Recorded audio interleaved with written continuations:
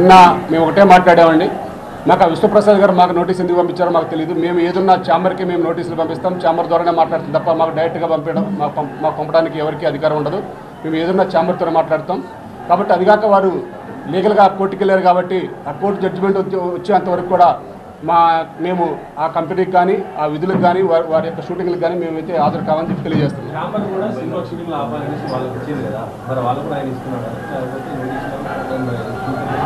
తెలియదండి, మరి వాళ్ళకి ఛాంబర్కి ఇచ్చారో లేదు తెలియదు. మాకు ఏదైనా ఛాంబర్ నుంచి నోటీస్ రావాలి తప్ప మాకు విడిగా వ్యక్తిగతంగా రావడానికి మేమేమి పీపుల్స్ మీడియా కంపెనీకి మేము డైరెక్ట్గా నోటీస్ రాయలేదు. వారికి మాకు డైరెక్ట్గా ఎటువంటి సంబంధాలు ఉండవు.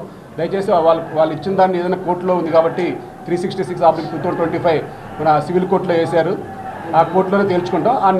ఆ న్యాయమైన తీర్పు వచ్చేంత వరకు కూడా మేము ఆ కంపెనీకి అయితే ఎటువంటి విధులకి హాజరు కాము. అలాగే మాకు కూడా పీపుల్స్ మీడియా వారు సుమారు మాకు 90 లక్షల రూపాయలు మాకు బకాయిలు ఉన్నారు. ఆ బకాయిలు అయితే ఇమీడియట్లీ కూడా వాళ్ళు కట్టాలని చెప్పేసి మేము మీడియా పరంగా వారిని కోరుతున్నాం. మేము ఇస్తామండి. మేము ఇప్పుడు అఫీషియల్గా మేము ఛాంబర్కి ఇవ్వాలి కాబట్టి ఛాంబర్కి నిన్న రావాల్సిన పెండింగ్ బిల్స్ అన్ని కూడా వాళ్ళకి అందజేసాము. అది ఛాంబర్ ద్వారా ఫాలో అవుతుంది తప్ప మేమేమి లీగల్గా అట్లా పోవండి.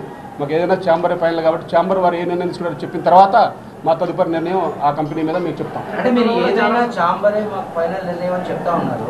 బట్ ఛాంబర్ మీ పట్ల ఏ విధంగా వ్యవహరిస్తుంది అనేటువంటి విషయం కూడా ఇక్కడ చూడాలి. ఎందుకంటే గత 7 రోజులుగా కూడా ఇది కొనసాగుతూనే ఉంది. మరి ఛాంబర్ ఎందుకొని యాక్టివ్గా ఒక విషయం మీద నిర్ణయం తీసుకోలేకపోతుంది? అంటే ఒకటే అండి, అక్కడ మీ చర్చల్లో మేము చూసినప్పుడు మా వేతనాల పెంపు విషయం అసలు పెద్ద సమస్య కాదని మేము భావిస్తున్నాం. అక్కడ వేరువేరుగా అంతర్గతంగా వాళ్ళ అంతర్గత పౌరులు లేకపోతే వాళ్ళు ఎక్కడో నోరు విప్పలేక మా మీద మీకు కార్మికులు కాబట్టి వీరిని అడ్డం పెట్టుకుని ఏం చేసినా మనకి ఏదో ముందుకెళ్ళొచ్చు అనే భావంతో ఉన్నారే తప్ప మా వేతనాల సమస్య అయితే వారికి కాదని మాకు అక్కడ అర్థమవుతుంది. కానీ ఆ ప్రక్రియను ముందుకు తీసుకెళ్ళడానికి కూడా వారు కొంచెం అక్కడ జంకుతున్నారనే విషయంగా మేము భావిస్తున్నాం. వేతనాలు పెంచము 30% పెంచమని నిర్మాతలు అన్నారు కదా, ఓన్లీ 15% పెంచుతామని అన్నారు. దానికి మీరు ఏమంటారు?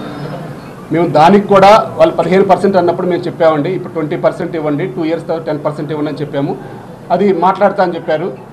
అది మాట్లాడితే కనుక కానీ 10 యూనియన్లకే ఇస్తామంటున్నారు. అట్లా కాదు, మిగతా 3 యూనియన్లకు కూడా ఏం చెప్తారో అది తేలిన తర్వాత మాత్రమే మేము దానికి ఒప్పుకున్నట్లే.